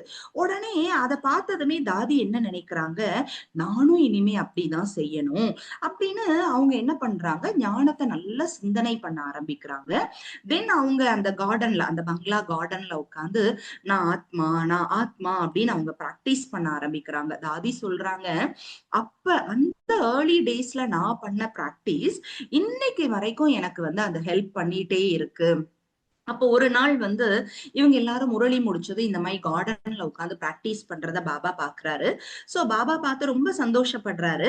இவங்க மனசுக்குள்ள என்ன தாட் இருந்ததுன்னா, நான் பாபாவோட இருக்கணும் அப்படிங்கிற தாட் இருந்ததாம். ஆனா இவங்க கேட்கல வாய் திறந்து. அப்ப பாபா சொல்றாராம், குழந்தை வா வந்து கார்ல உட்காரு அப்படின்னு சொல்றாரு. ஏன்னா பாபாக்குள்ள யார் இருக்கா இல்லையா, அவர் அனைத்தும் தெரிந்தவர். அப்போ பாபா வந்து சொன்னாராம், அதாவது நீ வந்து உட்காரு அப்படின்ட்டு. அப்ப உடனே அவங்க என்ன பண்றாங்க, போய் கார்ல வந்து உட்கார்ந்துடுறாங்க. அப்போ பாபா வந்து எப்போதுமே தாதிய ஜனக் அப்படின்னு வந்து கூப்பிடுவாராம். அப்ப நான் சொன்னேன், தாதி கிட்ட வந்து பாபா கேட்டாரா, உனக்கு என்கிட்ட ஏதாவது கேட்கணுமா அப்படின்ட்டு. அப்ப தாதி சொன்னாங்களாம், பாபா என்னோட கழுத்து, என்னோட தொண்டை வந்து அடைச்சு போயிடுது. அப்படின்னா என்னன்னா, என்னால பிறருக்கு ஞானம் சொல்ல முடியல அப்படின்னு வந்து தாதி வந்து பாபாட்ட சொல்றாங்க. அப்ப பாபா சொல்றாரா, குழந்தை, யாரெல்லாம் உனக்கு முன்னாடி வராங்களோ அவர்களின் கழுத்துதான், அவர்களின் தொண்டை தான் அடைக்கும்.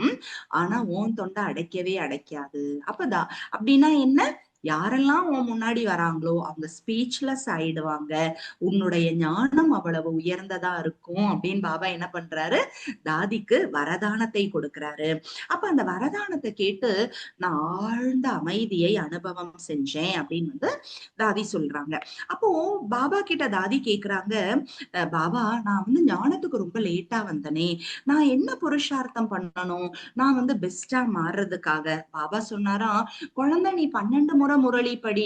உடனே தாதி சும்மா இருப்பாங்களா, இல்ல பாபா நான் 24 முறை முரளி படிக்க போறேன் அப்படின்னு சொன்னாங்களாம். பாபா அதை கேட்டு ரொம்ப சந்தோஷப்பட்டு ரொம்ப அன்போட பார்த்தாராம். அப்ப சொல்றாரு, பாரு உன் தலை பெருசா இருக்குல்ல, அந்த மாதிரி அந்த அதுக்குள்ள ஞானம் நிரம்பி இருக்கு அப்படின்னு பாபா வந்து வரதானம் கொடுக்கிறாரு. அப்போ தாதி சொல்றாங்க, அந்த நாள்ல இருந்து நான் இதுக்கு வந்து மதிப்பு வைக்கிறேன். அப்ப இறைவன் என்னுடைய தலை மீது கை வைத்து இத சொல்லியிருக்காரு அப்படின்னு அவங்க சொல்றாங்க. அதே போல பாத்தீங்க அப்படின்னா, அவங்களுக்கு இவங்கெல்லாம் சிந்தி மொழி பேசக்கூடியவர்களா இருக்காங்க. அப்ப பாபா ஹிந்தி கத்துக் கொடுக்கறதுக்காக ஆனந்தி அப்படிங்கிற ஒரு சகோதரியை வந்து அவங்க நியமிக்கிறாங்க. அப்ப அந்த சகோதரி பாத்தீங்கன்னா ஒரு நல்ல யோகி ஆத்மாவா இருக்காங்க. அவங்க எப்போதுமே யோகா பண்ணிட்டே இருப்பாங்களாம். யோக நிலையிலேயே இருப்பாங்களாம். அவங்க வந்து யோகா பண்ணதுக்கு அப்புறம் எல்லா சகோதரிகளுக்கும் ஒவ்வொரு சகோதரிகளுக்கும் பாபா நினைவுல இருந்து திருஷ்டி கொடுத்துட்டே இருப்பாங்களாம். அப்போ அது அப்படியே வந்து அந்த டிரான்ஸ்ல போன அளவுக்கு அவங்க வந்து மூழ்கி இருந்து திருஷ்டி கொடுப்பாங்களாம். அப்ப பாபா வந்து முரளியில சொல்லியிருக்காரு, ஞானிகள் மற்றும் யோகிகளோடு உங்களுடைய தொடர்பு இருக்கணும் அப்படின்னு. அப்ப தாதி வந்து அந்த கக்னி அப்படிங்கிற அந்த சகோதரி மற்றும் ஆனந்தி சகோதரி அவங்க 2 பேருமே ஞானம் யோகத்துல சிறந்து விளங்குறதுனால அவங்களுடைய தொடர்பை அவங்களோட வந்து வச்சுக்கிட்டாங்க. அப்ப தாதி சொல்றாங்க, இன்னைக்கு வரைக்கும் நான் அந்த விஷயத்துல வந்து கவனம் வைக்கிறேன். அவங்க தன்னோட வாழ்க்கையில எப்படி எல்லாம் முன்னேறி இருக்காங்க. சோ அவங்க வேஸ்டான தொடர்புல இருந்ததில்ல. யார் ஞானி யோகிகளாக இருந்திருக்காங்களோ அவங்க தொடர்புல தாதி வந்து இருந்திருக்காங்க. அதே போல பாத்தீங்கன்னா, தாதி வந்து ரொம்ப ஒரு தைரியம் நிறைந்தவர்களாக கூட தன்னுடைய வாழ்க்கையில இருந்திருக்காங்க. ஒரு முறை மம்மா வந்து தாதிய கூப்பிட்டு சொல்றாங்க, பாபா வந்து உன்கிட்ட சொல்ல சொன்னாரு. நீ வந்து இந்த மாதிரி நர்ஸா இருக்கணும்னு சொல்ல சொன்னாரு. அதாவது எல்லாரையும் பார்த்து கொள்ளக்கூடியவர்களாக, உடம்பு சரியில்லாதவங்கள கவனிக்க கூடியவங்களா. அப்ப தாதி வந்து சொல்றாங்க, மம்மா என்னோட சரீரமே வந்து உடம்பு சரியில்லாம இருக்கு. நான் வந்து எப்படி இத பாத்துப்பேன் அப்படிங்கும்போது மம்மா ரொம்ப அழகான வார்த்தை தாதிக்கு சொல்றாங்க. பாபா சேவை கொடுக்கிறார் என்றால் பாபா சக்தியையும் கொடுக்கிறார். தாதிக்கு மட்டும் இல்லங்க, நம்ம எல்லாருக்கும் பாபா சேவை மட்டும் எங்க இருந்து அத நிமித்த ஆத்மா கிட்ட இருந்து என்ன சேவை வருதோ நம்மளால முடியாதத பாபா சொல்றது இல்ல. பாபா சேவையின் கூடவே நமக்கு சக்தியையும் கொடுக்கிறார். அப்ப பாத்தீங்க அப்படின்னா அம்மா அப்படி சொல்றாங்க. அப்போ தாதி என்ன சொல்றாங்க அப்படின்னா, நான் அந்த நாள்ல இருந்து புரிஞ்சுகிட்டேன், பாபா என்னெல்லாம் சேவை எனக்கு கொடுக்கிறாரோ அதை செய்யறதுக்கான சக்தியை கொடுக்கிறாரு. அப்ப நான் உடனே வந்து பாத்தீங்க அப்படின்னா நர்ஸா ஆயிட்டேன். யாருக்கெல்லாம் உடம்பு சரியில்லையோ அவங்களுக்கு நான் சேவை செய்ய ஆரம்பிச்சேன். அப்ப இதுல கூட எவ்வளவு ஒரு ஆழ்ந்த ரகசியம். ஆல்ரெடி தாதிக்கு வந்து கொஞ்சம் உடம்பு சரியில்லை. அப்ப அந்த கர்ம பந்தனத்துல இருந்து விலக்கறதுக்காக பாபா என்ன பண்ணிருக்காரு, இவங்கள வந்து உடல்நிலை சரியில்லாதவர்களுக்கு சேவை செய்ய சொல்லியிருக்காரு. எவ்வளவு பெரிய விஷயம் இல்லையா? அப்ப பாருங்க, தாதி வந்து மிட்டு தாதி அண்ட் சந்திரமணி தாதி இவங்க 2 பேருக்கும் அசிஸ்டண்டா இருந்து அவங்க பாத்துக்கிட்டாங்களாம் எல்லாரையும். யாருக்கெல்லாம் உடம்பு சரியில்லையோ தாதி உடனே வந்து எப்படியாவது அவங்க உடம்ப குணமாக்கி அவங்கள வகுப்புல உட்கார வைக்கிற அளவுக்கு வந்து தயார்படுத்திடுவாங்களாம். 2 மணிக்கு உடம்பு சரியில்லைனா கூட வந்து நான் அவங்கள எழுந்து பார்த்துப்பேன் அப்படின்னு தாதி சொல்றாங்க. இதன் மூலமாக நான் அம்மா பாபாவுக்கு நெருக்கத்துல இருந்தேன். ஏன்னா எனக்கு சூக்ஷ்மமா என் மனசுல அந்த விருப்பம் இருந்தது, நான் அம்மா பாபா பக்கத்திலேயே இருக்கணும்னு. அதனால பாபா டெய்லி வந்து இந்த மாதிரி போன் பண்ணுவாராம். யார் யாருக்கு என்னென்ன உடம்பு முடியல, என்ன விஷயம், தாதி டெய்லி பாபாட்ட பேசுவாங்களாம். பாபா இந்த மாதிரி இந்த மாதிரி. அப்ப பாபா சொல்வாராம், சரி இவங்களுக்கு வந்து குளுக்கோஸ் கொடு, இவங்களுக்கு மோர் கொடு, இவங்களுக்கு வந்து மாதுளை ஜூஸ் கொடுன்னுலாம் பாபா என்ன பண்ணுவாராம், டைரக்ஷன் கொடுப்பாராம். அப்படி எல்லாம் அவங்க என்ன பண்ணிக்கிட்டாங்க, இந்த மாதிரி பிறரை கவனிக்க கத்துக்கிட்டாங்க. இதன் மூலமாக மம்மா பாபாவோட அவங்களுடைய தொடர்பு வந்து அதிகமாச்சாம். அப்ப தாதி சொல்றாங்க, இதன் மூலமா எனக்கு என்ன ஃபீல் ஆச்சு அப்படின்னா, எனக்கு ஏதாவது உடம்பு முடியலன்னா கூட முன்னாடியே அது வந்து எனக்கு தெரிய ஆரம்பிச்சிடுது. இத பத்தி நான் சரியா தெரிஞ்சுக்க ஆரம்பிச்சேன் அப்படின்னு வந்து பாபா வந்து மம்மா பாபா மூலமா தாதி அதை தெரிஞ்சுக்கிட்டாங்க. அவங்க அனுபவத்துல வந்து தாதி சொல்றாங்க. அப்ப 1950ல எல்லாருமே வந்து கராச்சில இருந்து அபுக்கு வந்துட்டாங்க. இப்ப நம்ம எல்லாரும் எங்க இருக்கோம், 1937ல இருந்து 1950 வரை டிராவல் பண்ணிட்டோம். சோ இப்ப நம்ம வந்து பாகிஸ்தான் கராச்சியில இல்ல, இப்ப நம்ம எல்லாருமே பாரத தேசம் அபுல வந்து இருக்கோம். அப்ப அபுக்கு வரும்போது அங்க ரொம்ப குளிரா இருக்கனால தாதிக்கு வந்து உடம்பு சரியில்லாம இருந்தது. ரொம்ப சிவியரா அவங்களுக்கு இந்த ஆஸ்துமா எல்லாம் இருந்திருக்கு. அப்ப பாத்தீங்க அப்படின்னா தாதி எப்போதும் படுத்துட்டே இருப்பாங்களாம், கர்மனா சேவா செய்ய முடியாம இருக்குமா. அப்ப வந்து தாதி வந்து பாபா கிட்ட கேக்குறாங்க, பாபா இந்த மாதிரி எனக்கு உடம்பு முடியாம இருக்கே, நான் கர்மனா சேவையே பண்றது இல்லையே, நான் என்ன பாபா பண்றது அப்படின்ட்டு. அப்ப வந்து பாருங்க, பாபா என்ன சொல்றாரு, குழந்தை உன்னுடைய பாக்கியம் என்னோட கையில இருக்கு இல்லையா. பாபா அவங்கள டிஸ்கரேஜ் பண்ணல. பாபா வந்து என்ன பண்றாரு, உன்னுடைய பாகியம் என்னோட கையில இருக்கு, நீ அப்படி நினைக்க கூடாது. அப்ப அந்த காலகட்டத்துல தாதிஜியினுடைய வளர்ப்பு தந்தை, அதாவது அவங்க பேரு வந்து ஜீவத் ராம் அப்படின்ட்டு, அவங்கள வந்து பாபா என்ன பண்றாரு அப்படின்னா தாதிட்ட கூட்டிட்டு வர்றாரு. அதாவது பாபா வாக்கிங் போகும்போது அவர் எங்கேயோ போய்கிட்டு இருக்காரு, அவங்கள அழைச்சிட்டு வராரு. அந்த காலகட்டங்கள்ல தாதி அவங்க கூட இருந்து பாத்தீங்க அப்படின்னா அவங்களுக்கு வந்து ஞானம்லாம் குடுக்குறாங்க. 15 வருஷத்துக்கு அப்புறம் தாதி அவங்கள வந்து மீட் பண்றாங்க. அப்போ அவர் வந்து போகும்போது தாதி கையில ஒரு ரூ. 13 குடுக்குறாரு. என்கிட்ட இவ்வளவுதான் இருக்கு, இத நீ வச்சுக்கோ அப்படின்னு சொல்றாரு. ஆனா அங்க இருந்து போனவர் என்ன பண்றாருன்னா, தன்னோட ஒரு ஷேர ஃபுல்லா வித்து பாபாவுடைய சேவைக்காக ஆனந்த் கிஷோர் பாய்ஜி கிட்ட அனுப்புறாரு. அப்ப பாபா சொல்றாராம், பக்தர்களுக்கு கஷ்டம் வரும் பொழுது இறைவன் உதவுகிறார். இறைவனோட வீட்டுல கஷ்டம் இருக்குமா அந்த பக்தர் உதவுறார். ஏன்னா அந்த 1950ஸ்ல கொஞ்சம் எக்கியத்துல சில விஷயங்கள்லாம் இருந்தது, நம்ம எல்லாருக்குமே தெரியும். சோ அதுல கூட ஒரு சீக்ரெட் அப்படிங்கிறது வந்து நடந்திருக்கு. அப்போ அந்த டைம் வந்து பாபா வந்து தாதி கிட்ட சொல்றாரு. தாதி மனசுக்குள்ள என்ன இருந்ததுன்னா, பாபா எப்படிதான் நான் என் பலனை உருவாக்கிக்கிறது, ஏன்னா என்னால ரொம்ப ஹார்ட் ஒர்க் பண்ண முடியல, எப்படி என்னுடைய பலனை உருவாக்கி கொள்வது. அப்ப வந்து பாபா மதுபன்ல பாண்டவ பவன்ல ட்ரைனிங் சென்டர் கட்டிட்டு இருக்காங்க. அங்க வந்து அழைச்சிட்டு போறாரு தாதிய.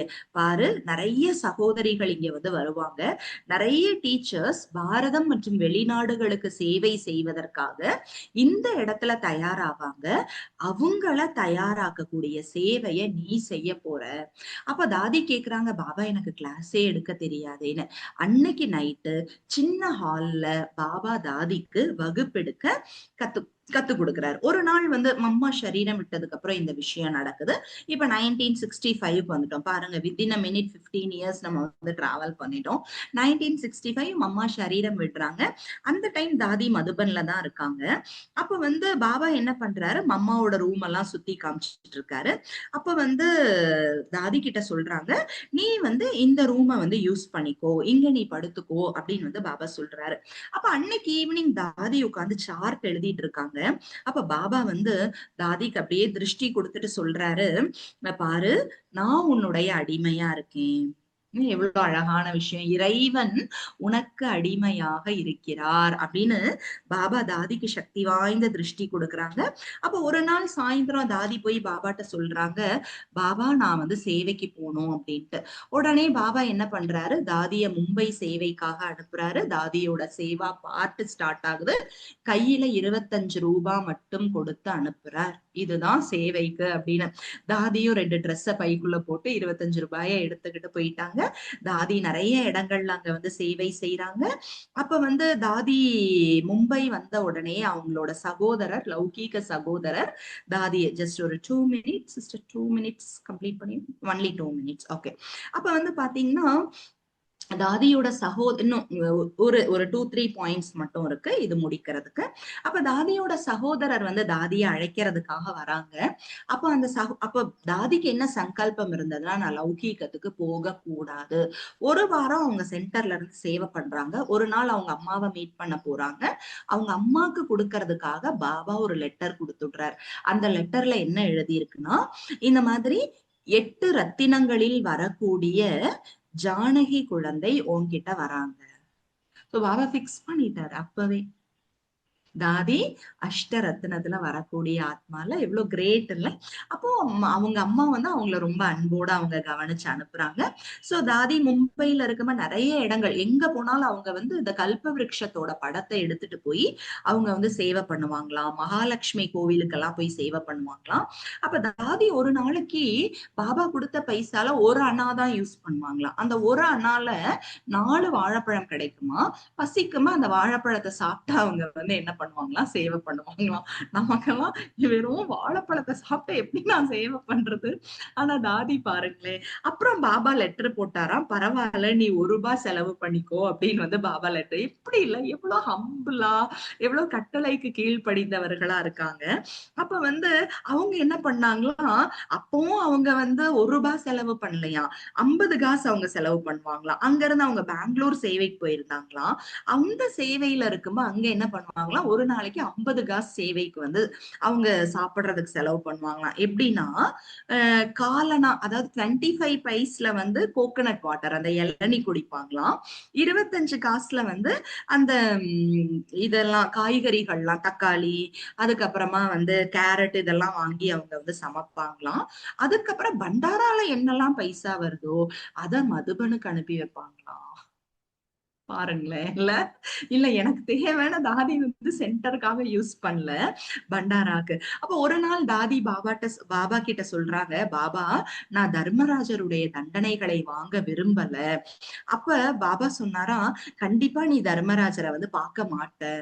முன்னாடியே இதெல்லாம் நடந்துருச்சு பாருங்க. அதுக்காக தாதி என்ன பண்ணாங்களாம், மதுபன்ல 40 நாள் அவங்க ரூம்ல வந்து தபஸ்யா பண்ணாங்களாம். நான் தர்மராஜரை சந்திக்க கூடாது. 40 நாள் கடுமையான தபஸ்யா. தாதி அப்ப அந்த டைம் பாபா டெய்லி வந்து தாதிக்கு சக்திசாலியான திருஷ்டி கொடுத்துட்டு போவாராம். தாதி சொல்றாங்க, அந்த பட்டி எனக்கு இன்னும் ஞாபகம் இருக்கு. அப்புறம் அவங்க வந்து பாத்தீங்கன்னா பூனால சேவை செஞ்சுகிட்டு இருக்காங்க. சோ ஒரு நாள் அவங்களுக்கு வந்து இந்த மாதிரி அன்னைக்கு ஈவினிங் 18th ஜான்வரி ஈவினிங் அவங்க வந்து முரளி கேட்டுட்டு இருக்காங்க. அன்னைக்கு 13th ஜான்வரியோட முரளி அவங்க வந்து கேட்டுட்டு இருக்காங்க. அந்த முரளியில என்ன டேப்ல அவங்க கேக்குறாங்க, என்ன வருதுன்னா, யாரையும் கம்ப்ளைண்ட் பண்ணாதீங்க, யாருக்கும் துக்கத்தை கொடுக்காதீங்க, பிறரை குற்றம் சொல்வது கூட அவர்களுக்கு துக்கம் கொடுப்பது, அதனால வந்து கம்ப்ளைண்ட் பண்ணாதீங்கிற முரளியை கேட்டுட்டு இருக்காங்க. அன்னைக்கு நைட்டு 8:30க்கு போன் வருது, பாபா சரீரத்தை விட்டு விட்டார். அடுத்த நாள் தாதியும் வந்து கிளம்பி போறாங்க. சோ அங்க வந்து பாத்தீங்க அப்படின்னா பாபாவுடைய அந்த ஒரு இதெல்லாம் வைக்கப்பட்டிருக்கு, அந்த உடல் எல்லாம் வைக்கப்பட்டிருக்கு. பாபாவுடைய அந்த ஒரு இறுதி யாத்திரை இப்ப சாந்தி ஸ்தம்ப் இருக்கக்கூடிய இடத்துல பாபாவுடைய அந்த இது வைக்கப்பட்டிருக்கு. அப்ப தாதி அங்க நின்னு நினைக்கிறாங்களாம், பாபா உள்ளுக்குள்ள அவங்கக்குள்ள இந்த ஒரு எண்ணம் வருது, ரொம்ப அழகான சங்கல்பம். அப்ப அவங்க நினைச்சது அவங்க வாழ்க்கையில அவங்க அதை கடைபிடிச்சிருக்காங்க. பாபா நீங்க சம்பன்னம் ஆயிட்டீங்க, உங்களுடைய நினைவையும் உங்களுடைய நினைவு சின்னத்தையும் விட்டுட்டு போயிருக்கீங்க பாபா. உங்களை மாதிரி நானும் சம்பன்னமாக சம்பூர்ணமாக ஆகணும். அன்னையில இருந்து எப்பெல்லாம் நான் வந்து இந்த சாந்தி ஸ்தம்பத்துக்கு முன்னாடி வந்து நிக்கிறேனோ அந்த நாளோட ஞாபகம், அந்த எண்ணம் எனக்கு அப்படியே ஃப்ரெஷ்ஷா என்னோட மனசுல வந்துகிட்டே இருக்குன்னு தாதி சொல்லி தன்னுடைய அனுபவத்தை வந்து முடிக்கிறாங்க. சோ அன்னைக்கு அவங்க நினைச்ச அந்த 1969 ஜான்வரி அந்த 21st அன்னைக்கு அந்த இதுக்கு முன்னாடி நின்னு அவங்க நினைச்ச சங்கல்பம் அவங்க வாழ்க்கையில அவ்வளோ வாழ்நாள் முழுவதுமே முழுமையாக தன்னோட வாழ்க்கைய வாழ்ந்து போயிருக்காங்க. சோ எப்படியெல்லாம் பந்தனங்களை கடந்து, உடலோட பந்தனம், கர்ம பந்தனங்கள் எல்லாத்தையும் கடந்து பாபா அவங்க இருக்கும் போதே சர்டிபிகேட் கொடுத்துட்டாரு, இந்த ஆத்மா 8 ரத்தினத்துல வரக்கூடிய ஆத்மா இல்லையா? சோ தன்னோட வாழ்க்கையில எல்லா தாரணைகளையும் கடைபிடிச்சு தாதிஜி வந்து வாழ்ந்திருக்காங்க. தேங்க்யூ. ஓம் சாந்தி. சோ நம்ம few minutes மெடிடேட் பண்ணலாம்.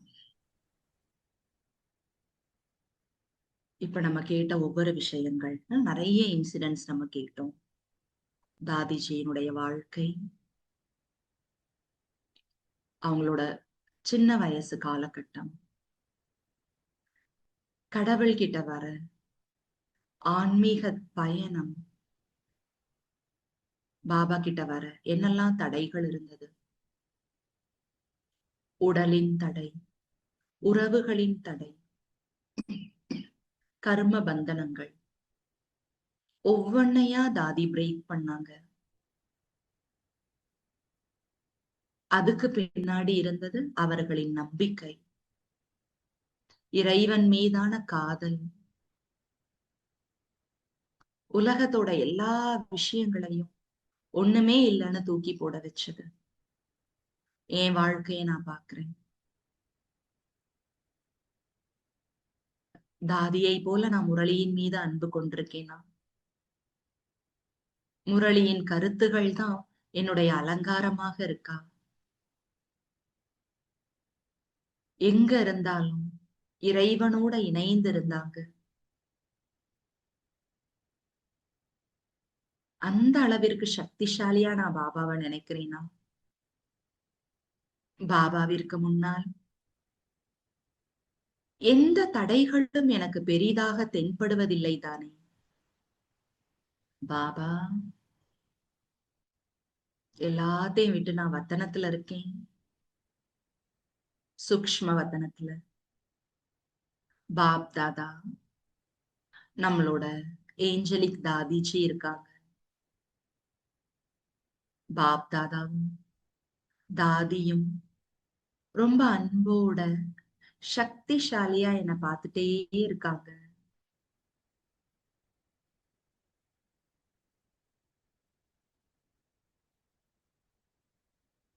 பாப் தாதா கிட்ட இருந்தும் தாதி கிட்ட இருந்தும்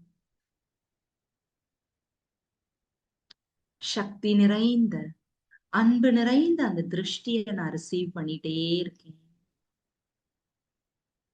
அவர்களின் பார்வை என் மனதின் பலவீனங்களை, என்னுடைய தயக்கங்களை, என்னுடைய தடைகளை ஒன்றுமே இல்லாமல் அழித்து விடுகிறது. தாதிய பார்க்கும்போது என்னுடைய தடைகள்னு எனக்கு எதுவுமே இல்லை. என்னுடைய மனம் திடமாகுது. அந்த கண்களை பாருங்க, ஒளி நிறைந்த அந்த கண்கள் என் வாழ்வின் தடைகளை வெல்வதற்கான சக்தியை எனக்கு கொடுக்குது.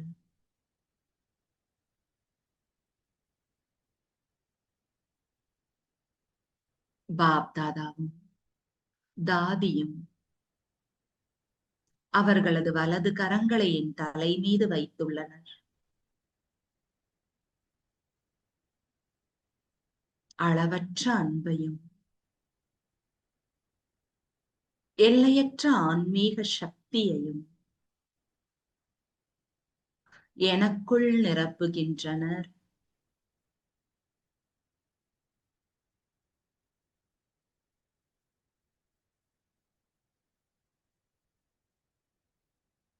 ஆழ்ந்து நான் உணர்றேன்.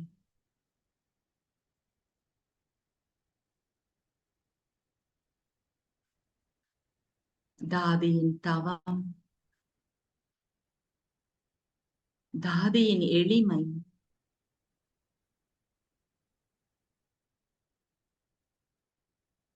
தாதியின் உறுதி வரமாக எனக்குள் நிரம்பிக் கொண்டிருக்கிறது.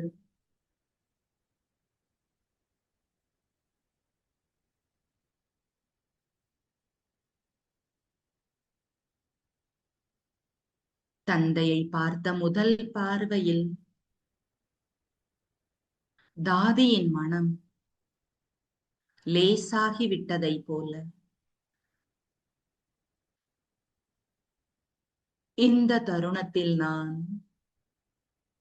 மிக மிக லேசாக உணர்கிறேன்.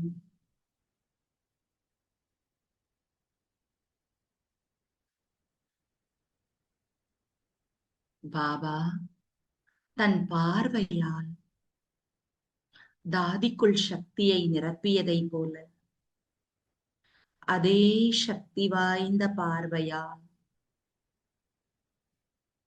என்னை பார்த்து கொண்டிருக்கிறார்.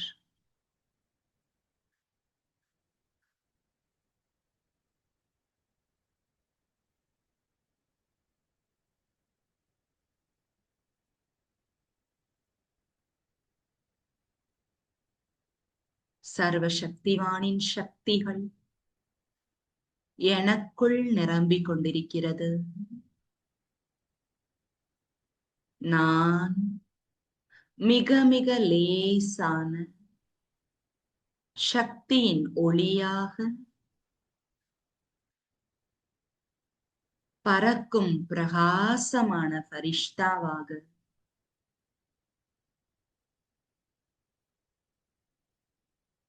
என்னை உணர்கின்றேன்.